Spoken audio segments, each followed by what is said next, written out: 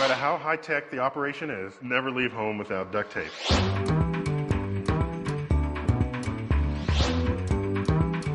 Possibly DNA, bacteria.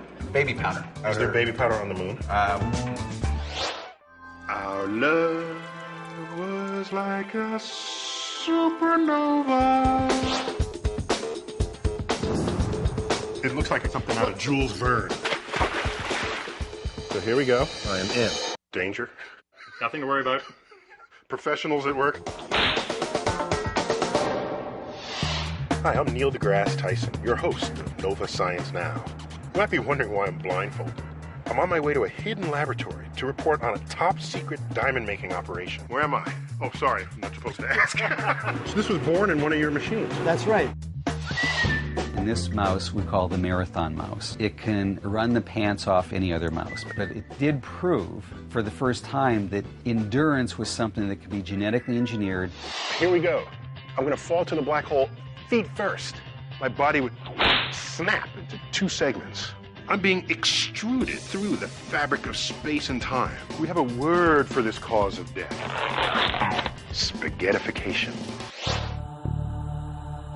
You're looking for planets, right? That's right. Earth-like planets. No one's done this before. No one has looked at these small nearby stars. If you find one habitable planet, that's a huge discovery. Wait, stop. There's smudges on this mirror. Unfortunately, those appear to be paw prints. Paw prints? Without a doubt, microorganisms impacted the day-to-day lives of dinosaurs. Well, we're seeing the same thing here today. I think it's a lot of diseases, and not just diseases that come from biting insects. And we can apply that to what might have happened to the dinosaurs 65 million years ago.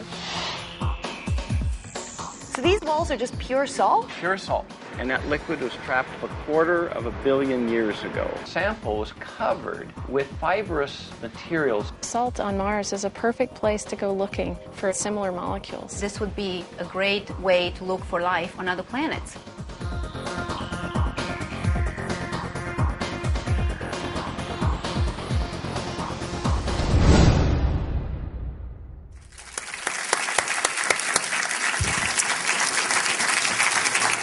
Welcome, everyone. Woo.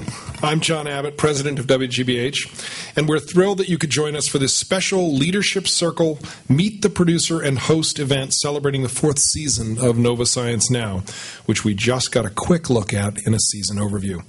This is a 2-for-1 occasion. You'll get to hear from Paula Apsel, our very talented senior executive producer for Nova and Nova Science Now, and also our special guest, astrophysicist and Nova Science Now host Neil deGrasse Tyson, who, thanks to the wonders of pre-taping, will be simultaneously appearing on Greater Boston tonight with Emily Rooney this evening at 7 o'clock, taped earlier. Who says a scientist can't be two places at once? And we also have a very special audience. I'm thrilled to see so many of our Leadership Circle members here tonight. We appreciate your enthusiasm, your generosity, and your commitment to WGBH and to the future of public broadcasting. You really are the backbone of our membership and the reason that we can continue to imagine a pipeline of great programs moving forward. We're also delighted to welcome our Board of Overseers, our Corporate Executive Council, our NOVA staff, and some very special longtime supporters and donors and friends. Rounding it all out are some of Brighton High School's best and brightest. A warm welcome to Brighton High's AP Science students, who spent a little bit of time with Neil a little earlier today. We've got a great evening planned. We're grateful to our event sponsors, Mount Auburn Hospital and Tufts Health Plan, for making this evening possible. In a few minutes, I'll be turning the stage over to Paula, but first I wanted to tell you a little bit about all the ways that WGBH is making science accessible to audiences, from our award-winning children's shows and websites to our stellar series like Nova and Nova Science Now, to all the work we do in classrooms and communities, not only here in our New England region, but across the country. We know we're having an impact. Consider this. 4 out of 8 WGBH children's series and websites focus on math, science, and engineering concepts, from Curious George, which is the nation's most popular preschool children's program, to Design Squad, our Peabody Award-winning engineering series for teens. Today, we're very proud to share, again as we have for many years, that NOVA is the single most used video resource in high school classrooms from coast to coast. I know I've got a freshman in high school, and she didn't think I amounted to much until she happened to mention to her science teacher that I worked at WGBH, and all of a sudden, Dad was all right, a little cooler than he was the day before. It helps when your science teacher tells you your dad is okay. We're also out in the community. Materials based on Fetch with Ruff Ruffman, our science series for tweens, are being used in after-school programs right here in Boston, including the Honan Library on North Harvard Street in Brighton, and nationwide, giving thousands of kids the opportunity to participate in hands-on science activities not available during their regular school day. In April, WGBH is partnering again on the third annual Cambridge Science Festival, a 9-day event featuring hundreds of family-friendly science activities. Meanwhile, our NOVA science cafes have taken the country by storm. WGBH helped organize 600 such cafe events at pubs in 30 states last year, attracting a whole new generation of science enthusiasts who came for the pizza and stayed for conversations with celebrated scientists all around the country. Today, we're using new media to extend the conversations even further. NOVA and NOVA Science Now websites drew some 18.8 million visits and 3.4 million podcast downloads in 2008. You can check out some of these podcasts yourself at our own little computer cafe in the atrium after this presentation. And while you're in the atrium, you may want to thumb through Neil's latest book, The Pluto Files, an informative and entertaining look at the downgrading of a planet and what a Walt Disney dog named Pluto had to do with the brouhaha that followed. The Pluto Files is on sale at our WGBH shop, and Neil will be available to sign your very own copy after the event. Neil's indeed a man of many talents, and leave it to our own Paula Apsel to sign him on as host of Nova Science Now. Paula has served as Nova's senior executive producer since 1984, a time of extraordinary change in our media world. She's smart, nimble, and creative, with an unerring sense of how to turn the important stories in science into great stories, whether it's for Nova, Nova Science Now, or a Nova Science Unit miniseries. She's also a passionate advocate for scientific literacy and has touched millions of people's lives in the process. And that's not just my opinion. Nobel laureate David Baltimore, President Emeritus of the California Institute of Technology, recently described Paula as, quote, one of the key educators of the public about science. She has done it with both integrity and flair, making science exciting and accessible. During her watch, Nova and its offshoots have taken home every major communications and broadcast award. And Paula herself has received numerous individual accolades, including the 2008 New York Hall of Sciences Distinguished Service Award for Public Understanding of Science. Today, Nova is the most popular science program on American television and on the web. It's a terrific resource for the nation, for our nation's educators and families, and it's one of the real jewels in WGBH's crown, of which we are greatly proud. Please join me in welcoming Paula Apsel.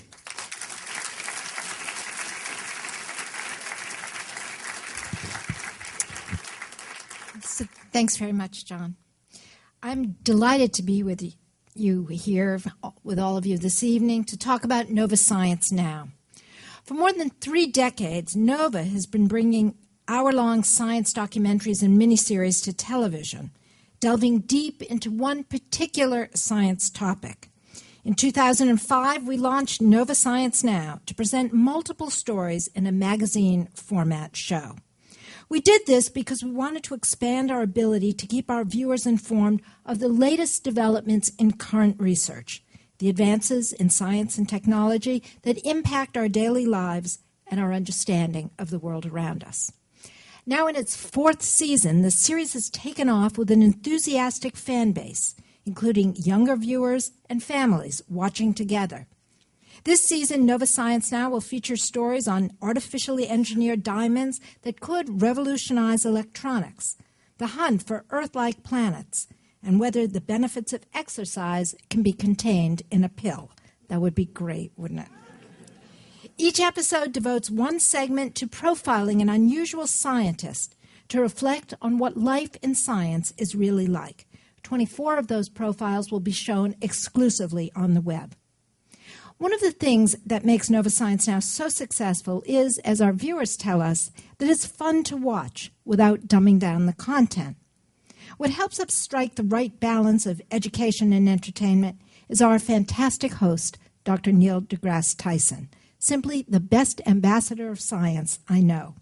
Neil's curiosity and engagement in all things science are infectious. Neil is director of the... you can take either one. That's okay. Yeah. I'm easy that way, you know. Director of the Hayden Planetarium at the American Museum of Natural History in New York. And he's also a renowned astrophysicist and author. And as John mentioned, his latest book, The Pluto Files, which was released in January, is on the New York Times extended bestseller list. And as you just witnessed, he will do anything for science as our engaging host of Nova Science Now. And now, why don't you think of your questions? If you raise your hands, then there are people with mics. Where are you? People with mics? There are people with mics, right? Anyway, they will. I'm sure there are. They will walk around and they will find you. But as senior executive producer, I get to ask the first question. So I'm just going to walk over here and do it.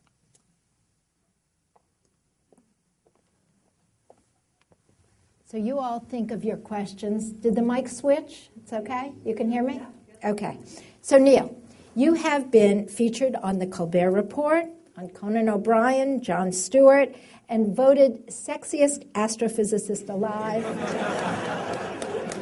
by People magazine.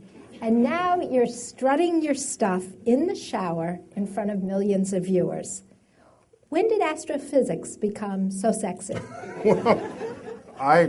Well, I've always thought the universe was a pretty cool place. So it was always, in a way, sexy to me. I was attracted to the cosmic heavenly bodies long ago. I think for the public, though, if I were to sort of venture a guess, I think no matter who you are, you like the feeling of enlightenment, particularly if you didn't have it a moment before. And there's so much about the universe that I could share with you. And by the way, it's not uniquely coming from me.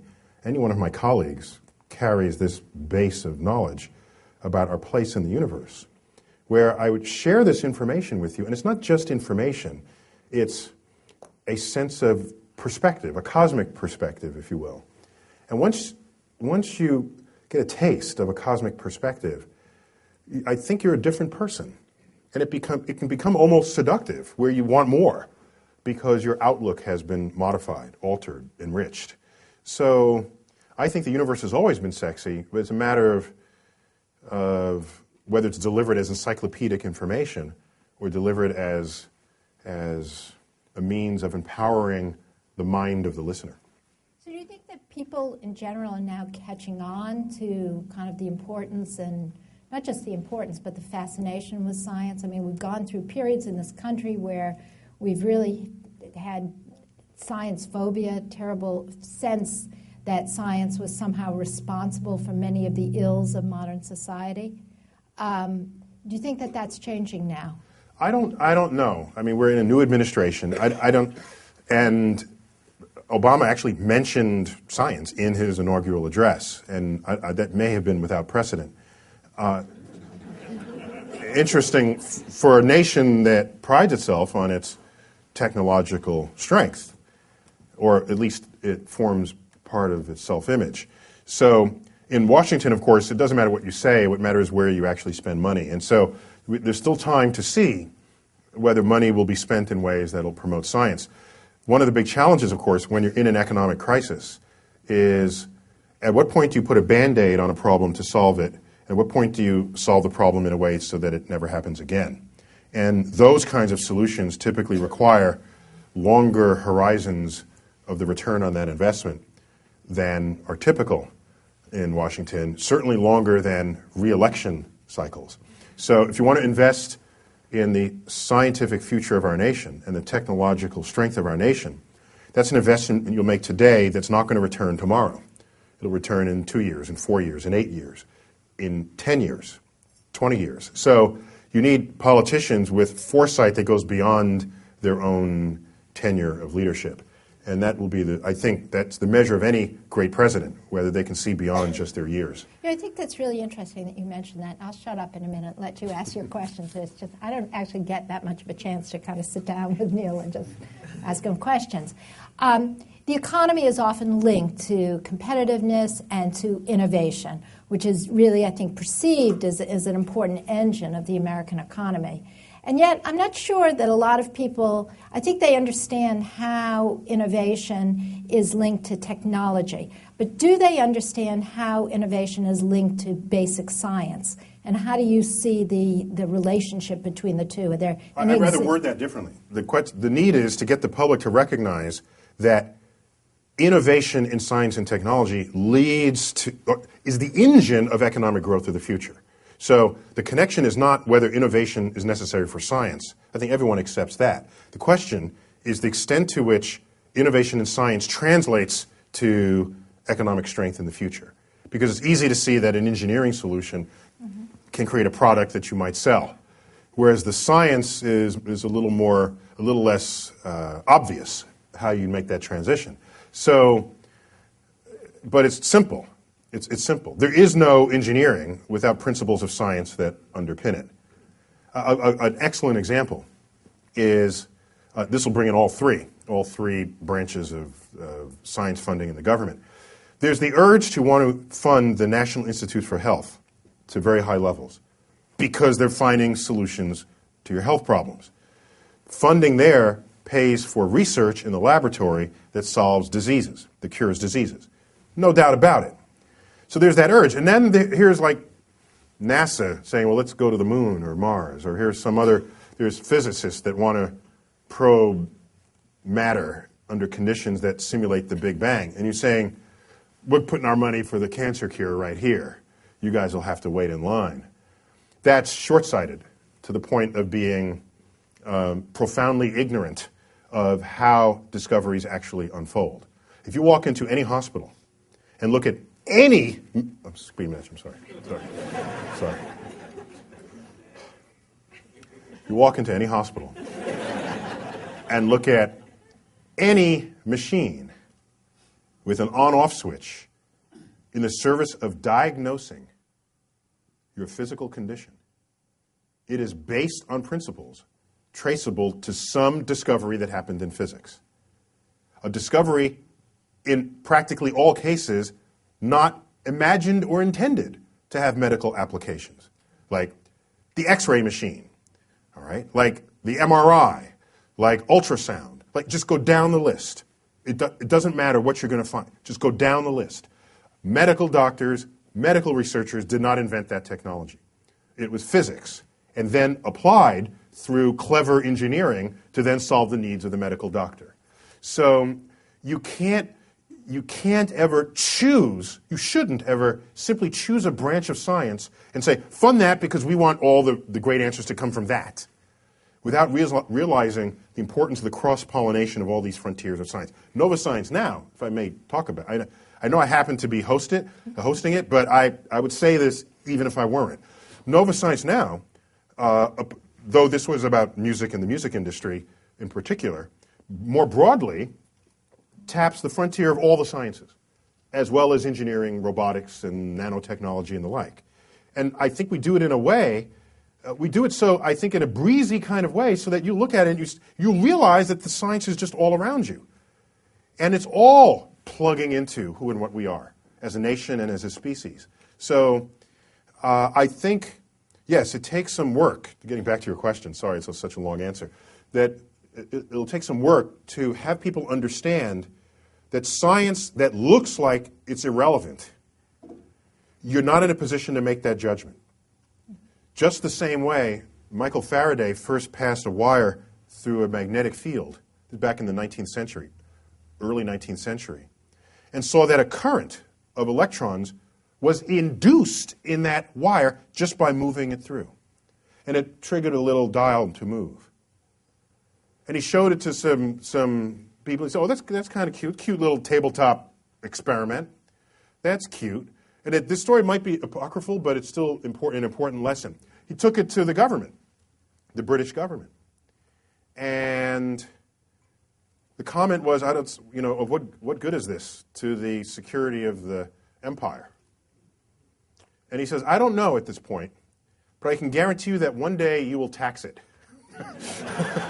And so passing a wire through a field is the way we make electricity in this world. Okay? Now, how you actually move the wire could be steam, could be nuclear, could be whatever, but a wire is moving in a magnetic field, and electricity comes out the other side of that wire. It all started on a tabletop, where any one of us, if you're not thinking, might have said, did I just fund that? Like, what's going on here?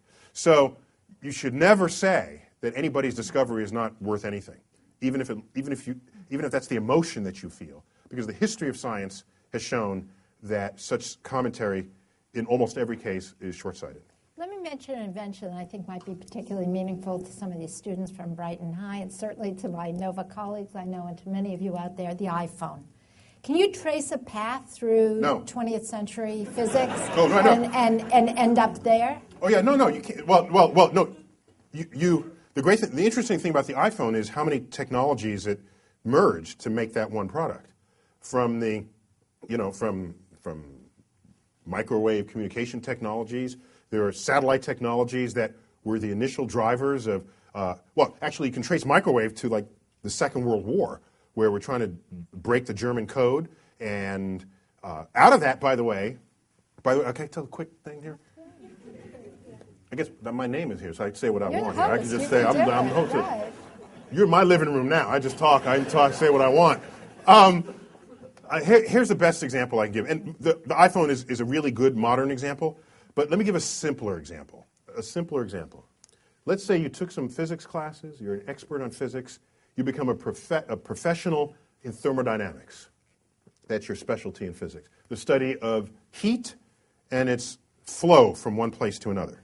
Thermodynamics. And I say, all right, I have an unlimited budget. Your task is to make a better oven than we currently have. You might have invented, when I asked you that, you might have invented a convection oven, which we now have, of course. You might have found a way that you can monitor the temperature of the food while it's cooking so that it stops automatically. You might have had a new insulated enclosure so it's more efficient. You might have come up with all these ways to cook the food better or faster. But you would have never come up with a microwave oven. Because the microwave technologies don't issue forth from thermodynamics. That issued forth from communication technologies. And the urge to develop what's called the klystron that could generate microwaves according to your own needs. And it's only after that, with application to communication, did we then realize that when you're communicating with microwaves, if it's stormy outside, because microwaves pass through walls and things, that's why your cell phone rings in venues such as this, because microwaves pass through the walls of this room. Microwaves have a hard time getting through water, getting through rain clouds. Well, that matters if you're trying to communicate in rainy places, like in London, okay? So, but realizing this, maybe you can exploit that for your game. Why can't microwaves get through water? Because water absorbs microwaves. At what frequency? The frequency of the microwave itself. If I build a cavity, beam it with microwaves, and have something in there that has a lot of water in it, the water will absorb the microwaves. Pumping energy into it, that'll flip the water molecule thousands of times per second. If you have flipping molecules, what happens? Friction, heat. You cook the food because water is a major ingredient in food. If it's not, then you got problems. Okay, there's hardly anything you can eat that doesn't have water in it. Okay, salt crystals. That's it. Everything else has moisture content. So you expose it, it heats it rapidly. Boom, you have a microwave oven, born out of communication technologies. And it's that kind of cross-pollination that separates the nations that lead the world in their innovation from those that trail behind and have to buy the products that that nation makes. And right now, developing nations understand this. Look at their investments in science and technology and engineering in general, and look at ours. It's embarrassing. we've been coasting for 40 years. And it's kind of starting to bite us right now. In the old days, if some jobs went overseas, you wouldn't complain because they were like low-paying jobs. Now higher-paying jobs are going overseas. And now we're crying foul. We're saying, oh, it's not a level playing field, or it's competitively because they're, or because they're paying their workers less. Or you'll start making excuses. We didn't make excuses before because we weren't even after those jobs. We were on a moving frontier of innovation where we always had the best jobs around, the highest quality, intellectually stimulating jobs, because we were innovating.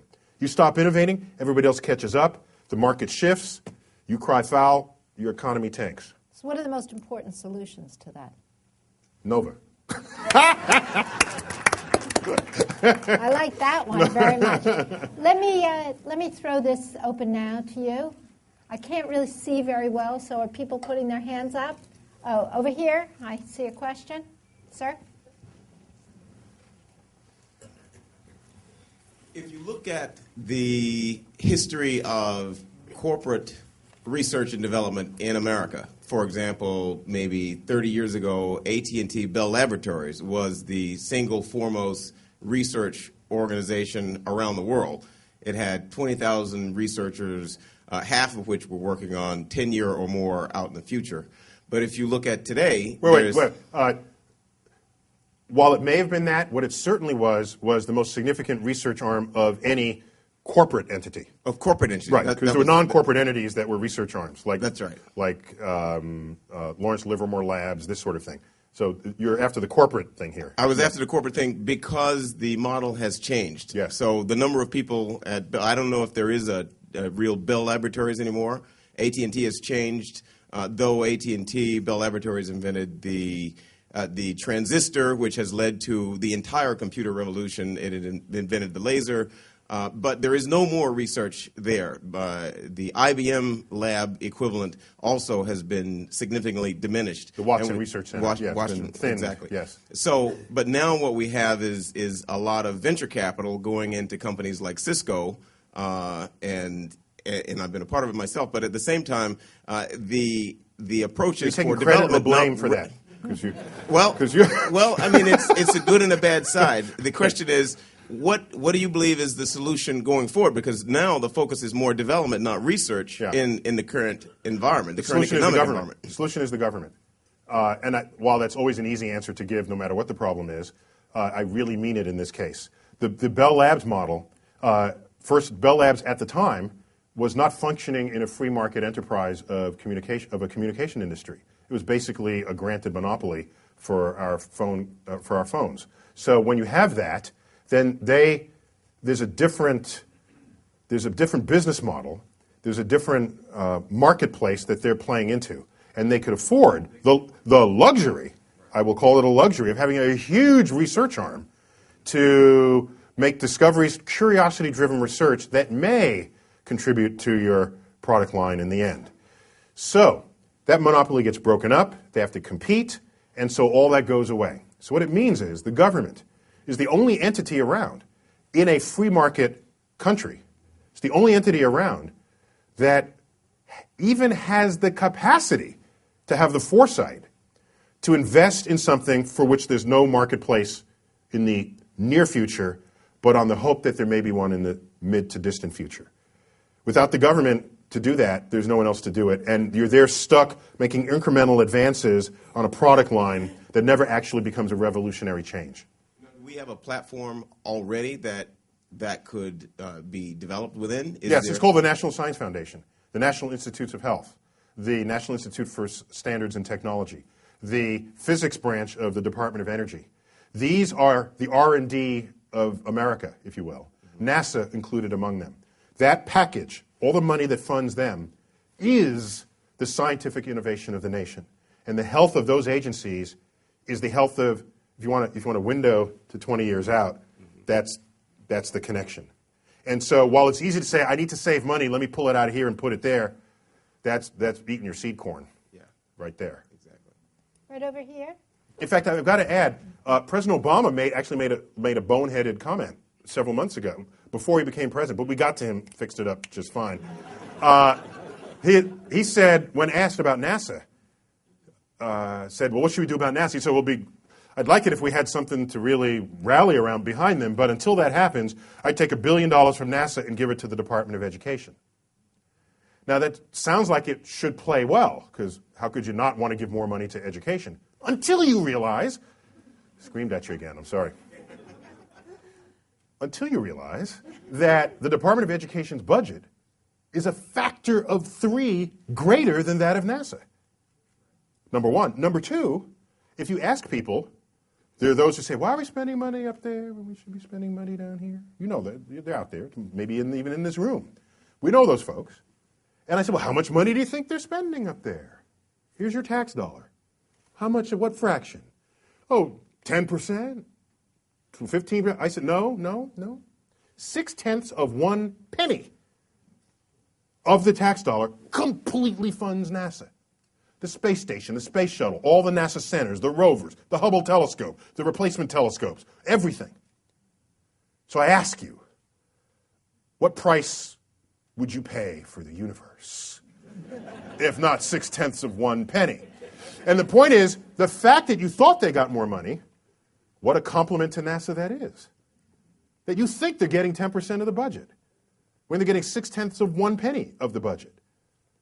So to take an agency such as NASA, as visible as it is, with no greater force on the human ambition, on the pipeline of students who want to become scientists, it's the greatest force there ever was on ambitions to become scientists and engineers. Yank $1 billion out of it, put it into an agency with 3 times the budget, and think that's going to make the difference you want? No. So we got him. He's not making that sentence again. I'll tell you that right now.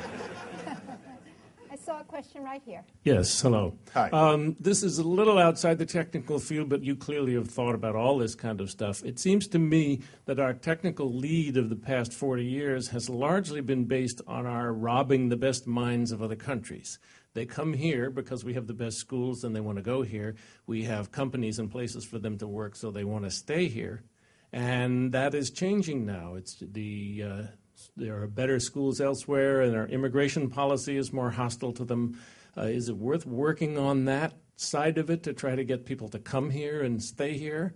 It seems a really important part of what we have done. I mean, starting with Wernher von Braun as the most obvious example, but thousands and thousands of others.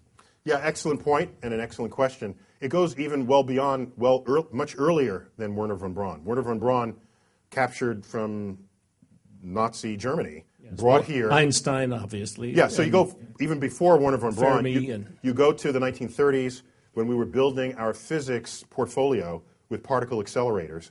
Most of the leading people in those communities were foreign nationals in America working on physics projects who were then available to us when the Manhattan Project became a funded entity. Which is the source of our military power. They got tapped, they came, and if you look at the profile of who were the principal people there, 1.5 of them were American. The rest were foreign-born nationals. So the value of science innovation in America has, for most of the 20th century, been driven by the openness of our borders and our our policies towards our large projects, our international sensibilities about our large projects.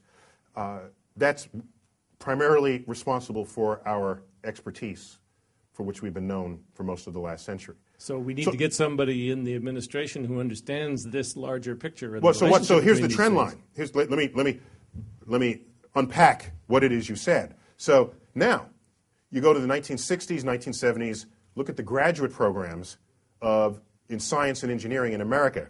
Back then, they were half foreign nationals. Going into the 80s, they were 80% foreign nationals. That was not a problem because those foreign nationals were the most brilliant students in their country, had no place to put their brilliance. They came here, got their degrees, and they stayed. What's happening now is many of the countries where they didn't previously have opportunities, they now have hugely lucrative financial opportunities to apply their recently earned knowledge in physics, chemistry, and engineering. Right. And so they'll send them over here with a little proviso. You come back here and so now they come, get educated, and they go back. The next step is going to be what? Next step is Our guys will go well, there. No. Between that, they don't come here at all because they become the professors of their next generation. They start innovating, and then the final step in it is what? We go there. So that's how that plays out. So one of the greatest, most damaging elements of this is the hostility that has prevailed. I think particularly since September 11th, but generally there's been a shift in how open we've been to our immigrant population, something that all too quickly we forget how fundamental that was to our identity as a new nation. Perhaps you can tell someone in the administration who will listen about this. It's extremely important. Or Obama himself, yes. Over here. Ranch, over here. Yes. You were pointing behind me. Thanks. First of all, I want to applaud your never-ending quest against the entropy of ignorance in this country. Thank you. Mm-hmm. And I want to wish you good luck with that. The entropy of ignorance. You like that? It's a deep well. I just wanted to tweak what you said about, in reference to the demise of the Watson and the Bell Labs of the world. We've kind of open sourced the development through the university infrastructure in this country, and we've seen the rise of, I think, a lot of mini university mills of innovation. And you see places I'm familiar with places like UMass Lowell, and BU has a photonics lab, and we've sort of spread out from the old kind of oligarchic model to a more open source spread model. A lot of the money comes through the government, comes through places like NIST and DOD and things like that. But I don't think it's as lost a case. It'll be DOE primarily. DOE, I'm sorry.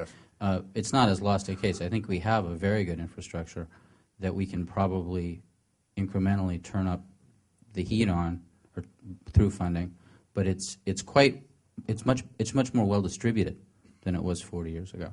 Well, right? I think what you're saying is true a little bit. I don't think it's as true as you imply.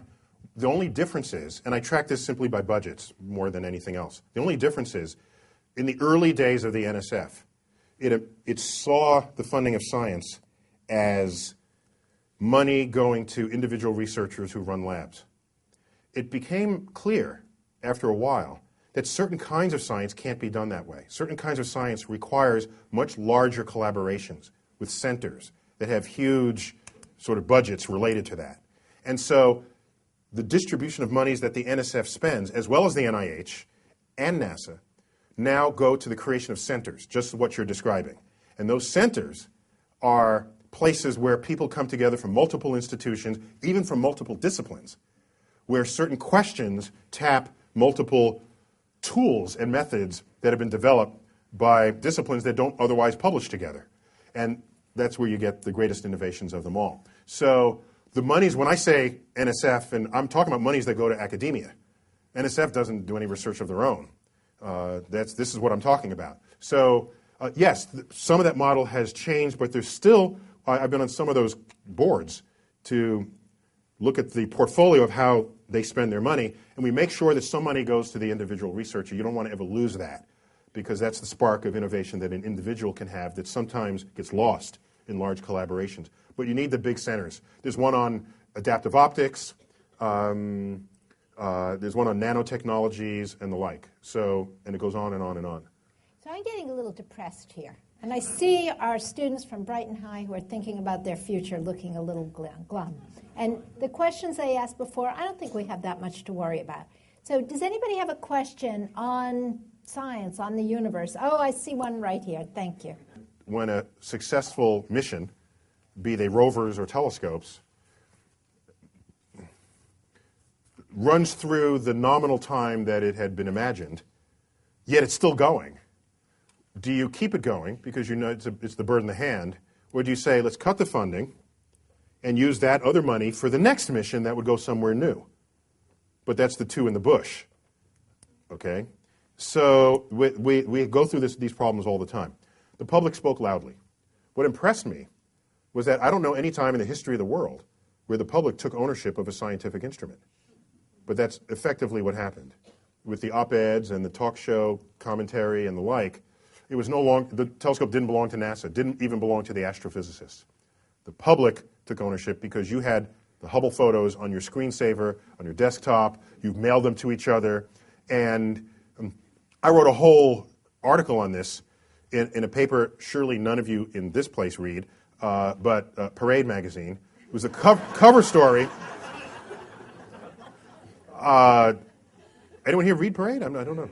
Oh, some people admit it. Okay. Parade has 73 million readers. 73. It is the most read publication there ever was. Okay. That. How many does TV Guide get? But do we call that a magazine? Come on now. Yeah. Right. Okay. So the cover story was about the Hubble telescope, and I made a point there that I don't know any other photo, I don't know any other set of photos of science like the Hubble where you could bask in its majesty without ever even reading the caption. The caption was superfluous to the pleasure you were getting and deriving from just the sheer beauty of those images. Caption-free cosmos. So, where would I point it and why? It's already been pointed to some good spots. You know what I might do? There's a famous Hubble deep field where they found the most uninteresting part of the sky and focused on that and exposed it for like 100 orbits, because an orbit is a measure of an exposure, because then it goes behind the Earth and comes back around again. And it was the most highly exposed photo ever taken. No scientist would have ever proposed to do that. And had they, it would have been rejected. It was done on director's discretionary time, just on a lark. Let's take a look at an area of the sky where we think there should be nothing there. And lo and behold, came a rich tapestry of galaxies going out to the edge of the universe. And it's now the most famous picture taken by the Hubble telescope, the Hubble Deep Field it's called. Just check it out, Hubble Deep Field, Google that. You'll be basking in images that go on forever. So, what I'd like to do is maybe take the telescope and point it to a very rich part of the sky, like the center of the Andromeda Galaxy, our nearest neighbor. Look at something really close, as deep as possible, and see what reveals itself at that resolution. And I'd be curious what that shows. That's what I would do with it. So we only have another couple of questions. Over here, right? I mean, only time for a couple of questions. Yeah. We got more than a couple of questions. We have a couple of questions. Okay, I'll be quicker in my answer. I'll take half as much time. That'll enable us to get to twice as many questions. How about that? You do the math. That comes out just right. Yeah. I think in your club, you must talk about what's beyond the edge of the universe. So what do you talk about? So I didn't get the question then. What's beyond the edge of the universe? Oh, so that is your question. Okay. Is he trying to be backhanded it? When you guys talk about the edge of the universe, what do you talk about? That's what your question is. What is beyond? I have the answer for that. We have no clue. Actually, we have some ideas, but they're not. There's no hope of any near future them being experimentally verified. There's a possibility that there's a multiverse that exists beyond our universe, and we're just one bubble of many. That's possible. It has good philosophical drivers to it and some theoretical expectations for it. The philosophical drivers are, we thought Earth was something unusual and special, and we found we're just one of a bunch of planets. The sun. No, sun is one of 100 billion other stars. The galaxy. Sure, no, one of 100 billion galaxies. The universe. Is there one or many? We've been down this road before. So we're quite open to the possibility of there being multiple universes, the multiverse. It works in the extension of our quantum physics, allows there to be multiple universes, and so does the direction of philosophical reasoning. So we have top people working on that. But beyond that, we have no data. So I want to be in a parallel universe where public media gets the highest ratings of all. That's where I want to live. There's a question right here, so. Yeah.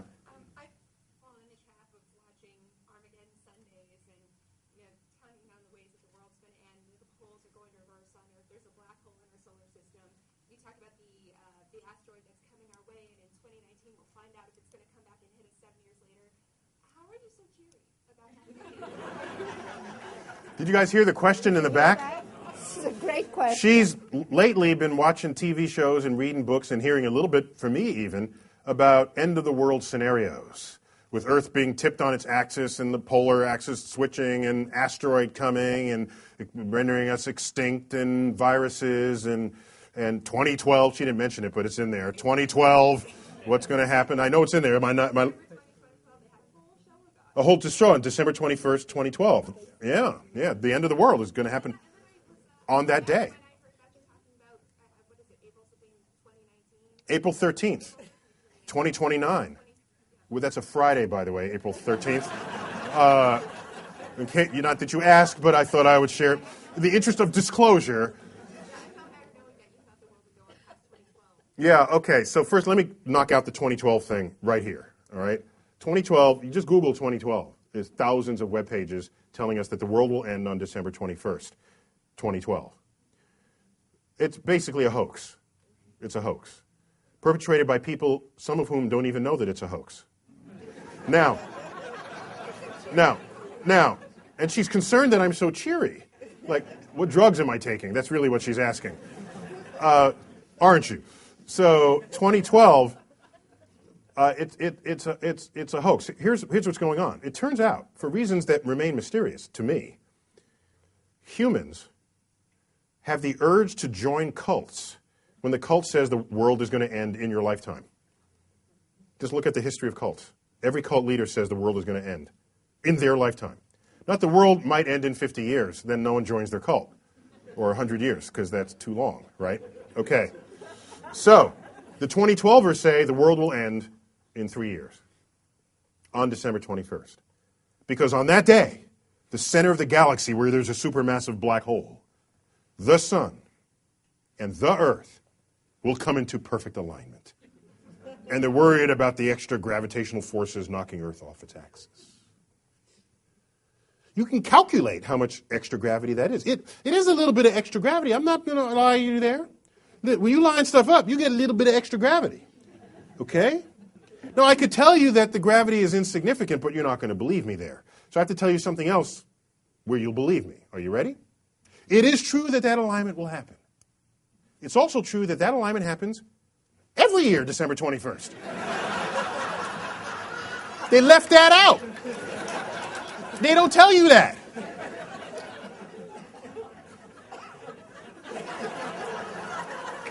So I'm just saying. So the rest of it, I happen to find end-of-the-world scenarios quite entertaining.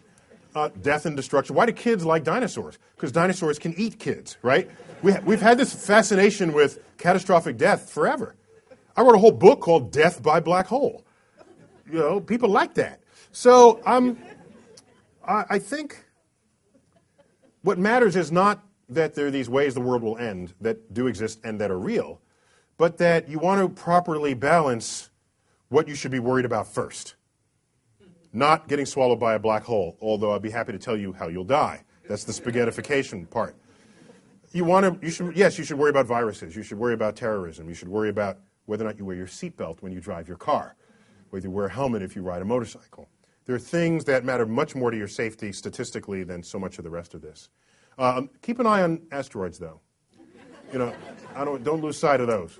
My favorite Gary Larson comic was one dinosaur talking to the other, saying, "Now is the time to build a space defense system." Meanwhile, the asteroids coming in the sky. Too late. They're extinct, and we're here in their place. We'd be the laughing stock of the universe if we go extinct from an asteroid, because we have a space program that could actually do something about it. And if we don't, that's just stupid. Yeah. And I will say that we actually produced a story on Nova Science Now a couple of seasons ago about this asteroid that potentially could come in to harm us. The producer, Julia Cord, is right here in the room with us. And if you'd like to see it, or any story that's been on Nova Science Now or that will be on this summer, you should go to pbs.org/Nova Science Now. You can see them all on the web. They're all streamed, and they're all downloadable for free for educators and anybody else as well. And now I am being told, unfortunately and sadly, that I have to wrap this up. But Neil will be around. I invite you all to come out to the reception. Neil's most recent book, The Pluto Files, will be on sale, and he'll be around for a few minutes. If Pluto you have... had it coming. The demotion, you heard about it had it coming. That's the summary of the book. Now you don't have to buy the book. That's the... But it still would be good for WGBH, not to mention, Neil, if you did buy it. Okay. So that would be a good thing to do. Now, one more thing that I have to ask you to do is to please... one other thing. You guys have steeply discounted the book. You should get it here if you're going to get it at all, because it's like they took off like $6 or $7 off the price of the book. So we are always trying to serve our viewers and our members. But please, please, one more way that we can serve you is if you would sign up for our NOVA Friends and Family list, give us your email address. We'll let you know what's on NOVA. We'll let you know what's on NOVA Science Now. If you get sick of us, then you can just unsubscribe. But in the meantime, this will keep you posted so you'll know what stories we're having on. Please watch Nova Science Now when it starts up on June. If you're on our list, then you will know exactly when it starts. Thank you very much for coming, and we'll see you outside at the reception. Thanks to Neil.